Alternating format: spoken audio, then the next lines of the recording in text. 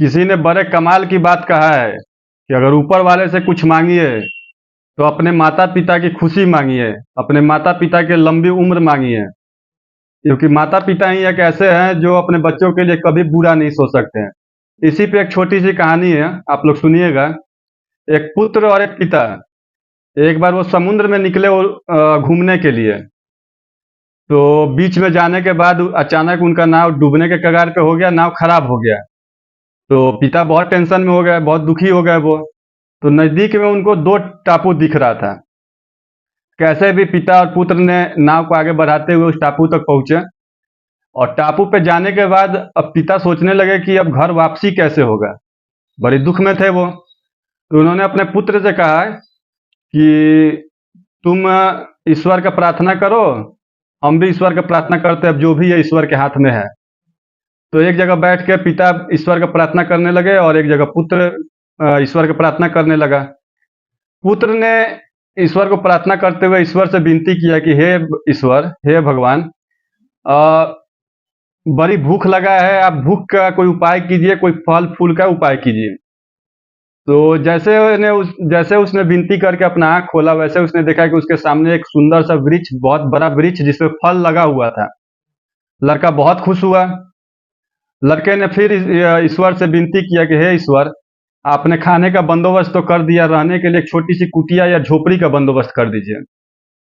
ईश्वर ने उसकी विनती को सुनते हुए जैसे उस बच्चे ने आंख खोला, उसके सामने एक छोटा सा झोपड़ी दिखाई दिया उसको, और झोपड़ी के सामने एक सुंदर सी स्त्री खड़ी थी। लड़का बहुत खुश हुआ। लड़का ने यह सोचा कि चलो रहने के लिए घर भी मिल गया और एक फैमिली भी मिल गया, परिवार। तो आखिरी विनती आपसे यही है कि मेरे लिए एक नाव का बंदोबस्त कीजिए, जिससे कि हम वापस अपने जीवन में अपने घर का वापसी करें हम। भगवान ने उसकी विनती फिर सुन लिया और उसको एक नाव उसको मिल गया, सामने देखने को मिल गया। लड़का तुरंत नाव पे उस स्त्री को लेकर बैठ गया और वहां से निकल गया। जब रास्ते में नाव आगे बढ़ा तो ईश्वर की तरफ से एक आकाशवाणी उसको सुनाई दिया। ईश्वर ने कहा कि हे बालक, तुम कोई चीज छोड़ के जा रहे हो। कहा कि हे भगवान, मैं क्या छोड़ के जा रहा हूं मुझे पता नहीं है, आप बताइए मैं क्या छोड़ के जा रहा हूं। ईश्वर ने कहा कि तुम अपने पिताजी को छोड़ के जा रहे हो। तो उस बालक ने कहा कि हे ईश्वर, मेरे पिताजी के कर्मों का फल है जो उनकी विनती को आप नहीं सुने। मैंने जो जो मांगा आप मुझे दिए, मैंने जो जो आपसे विनती किया आपने मुझे वो सब कुछ दिया। मेरे पिताजी का कर्म कुछ ऐसा होगा जो आपकी उनकी विनती को नहीं सुने होंगे।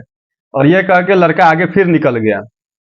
जब आगे गया तो दूसरी बार फिर उसको भगवान की तरफ से एक आकाशवाणी आया और ईश्वर ने कहा कि हे बालक, क्या तुम्हें यह पता है कि तुम्हारे पिता मुझसे विनती क्या कर रहे थे, प्रार्थना क्या कर रहे थे, मुझसे क्या मांग रहे थे।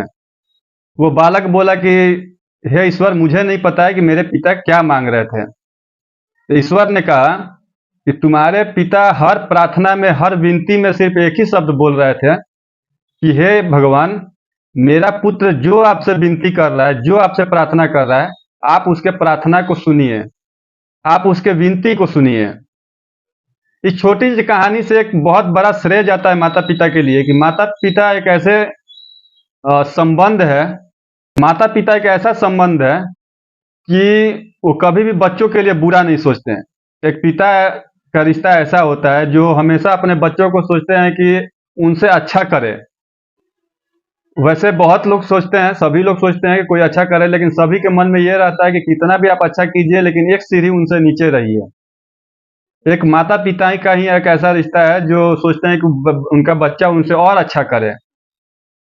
तो इस कहानी को आप लोग आगे शेयर कीजिएगा, ताकि आजकल के जो नौजवान बच्चे हैं उन तक ये वीडियो पहुंचे। और मेरे पेज को फॉलो कीजिएगा, आपका एक फॉलो मेरे मनोबल को बढ़ाता है ऐसे ऐसे वीडियो बनाने के लिए।